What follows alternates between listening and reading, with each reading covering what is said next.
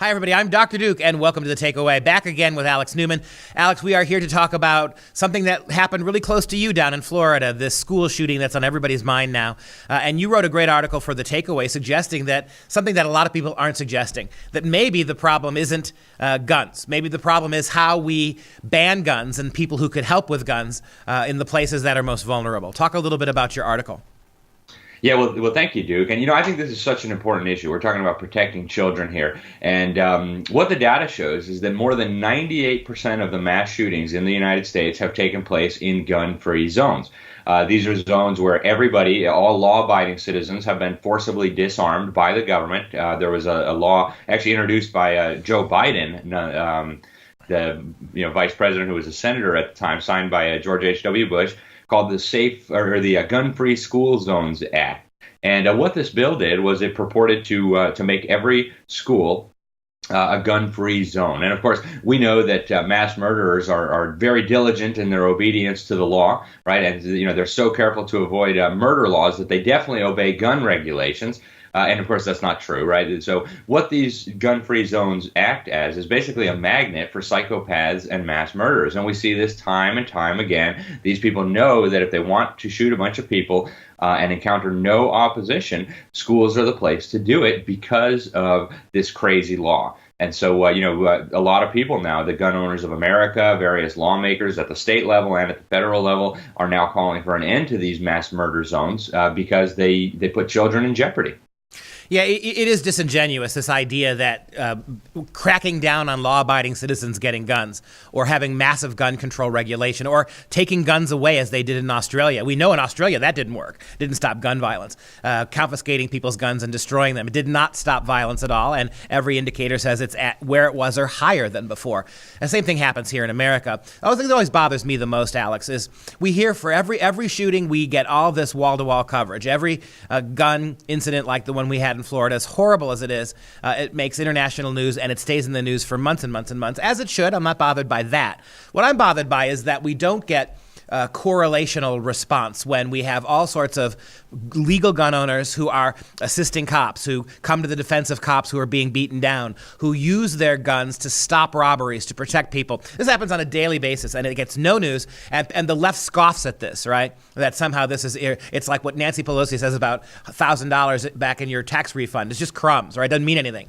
And so in Florida, is there movement now? We keep hearing what the left is trying to do. We got these kids being exploited, these young kids being exploited by leftist politicians and journalists. But is there any movement to actually stop these gun-free zones, to actually allow people in the schools to defend themselves and defend those kids?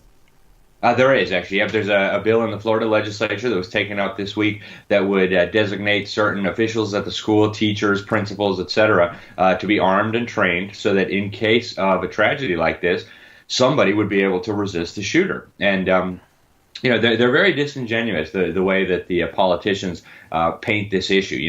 We hear over and over again that this only happens in America. That's blatantly untrue. As I pointed out in my article, 2 of the worst mass shootings in history have just occurred recently in Europe, in the gun control utopias of Europe. We've had Anders Breivik in Norway, shot 77 children, completely unopposed, just went around, massacred them with a gun. Of course, the gun was illegal. Obviously, mass murderers don't obey gun regulations, right?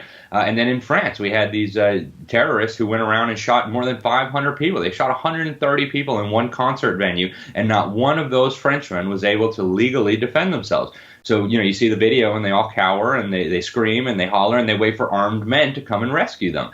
And it's really disingenuous to try to pretend like this is a uniquely American problem. It's not. Anybody who believes that bans on things work so well can just look back at alcohol prohibition or can go into any inner city today and see how difficult it is to find drugs. The idea that gun bans will ban guns is absolutely ludicrous. It'll simply give a monopoly to the criminals, to the mass murderers, and to the politicians and the government. So it's a very dangerous idea, but I am glad to see that here in Florida now we have some movement to fix this. And in Texas and in Colorado now you've had some areas where the sheriff or the local government has decided that they need to arm teachers as well. And I think that's a good plan.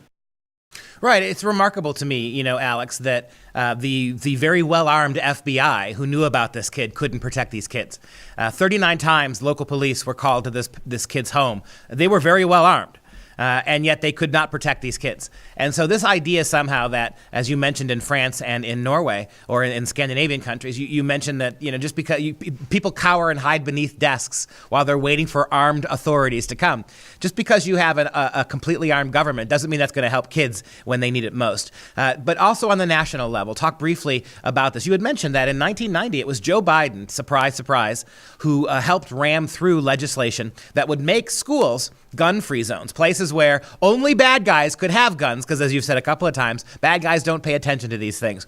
So talk a little bit before we sign off today about what's happening at the national level with regards to maybe pushing back against some of these kill zones that the liberals are enforcing on our kids in their schools. Sure. Well, thank you, Duke. And there's a number of good things happening at the national level here. And Representative Thomas Massie, who is one of the most constitutional members of Congress, as measured on the Freedom Index, great guy. Sponsor of great bills. He's got a bill right now called the Safe Students Act that would repeal these gun-free zones, or this Mass Murder Zones Act of 1990 that Joe Biden got passed. And he came out and he was mad after this latest shooting. He said, we could have saved lives if we had not disarmed all of the responsible adults at the scene here and allowed these mass murderers to rampage for as long as they feel like it until armed people show up to stop him. So he was upset about that. And we also need to give a shout out to Gun Owners of America, America's most principled gun rights organization that has been leading the charge here to get these mass murder zones repealed. They've been having their members, I think they have millions of members, certainly more than a million, contacting their representatives. And, these are some of the most active voters, some of the activists who really drive elections. And so, when the politicians see that Gun Owners of America is behind something, they pay attention. And so that's good. So, we have some positive developments and, hopefully we can get something done about these mass murder zones. One of the most frustrating aspects of this is the absolute calm with which these monsters kill. Whenever we see them on the video, they're wandering quietly through the hallways. They're not in a hurry. They're taking their time, and it's because they have no fear. They have no fear that they will encounter anyone who can stop them in the short time they're doing their killing spree. Just even the idea that there might be an armed teacher or an armed administrator around every hall in every room would make these killers have to think twice. That alone would provide a measure of security and protection that all the banning of guns in this country would not provide these kids. Alex Newman for The Takeaway. Thank you so much for your article. We will see you again soon. If you enjoyed that video, please consider following us online and also consider a tax-deductible donation so we can continue to produce quality videos like the one you just watched. I'm Dr. Duke. Thanks for watching.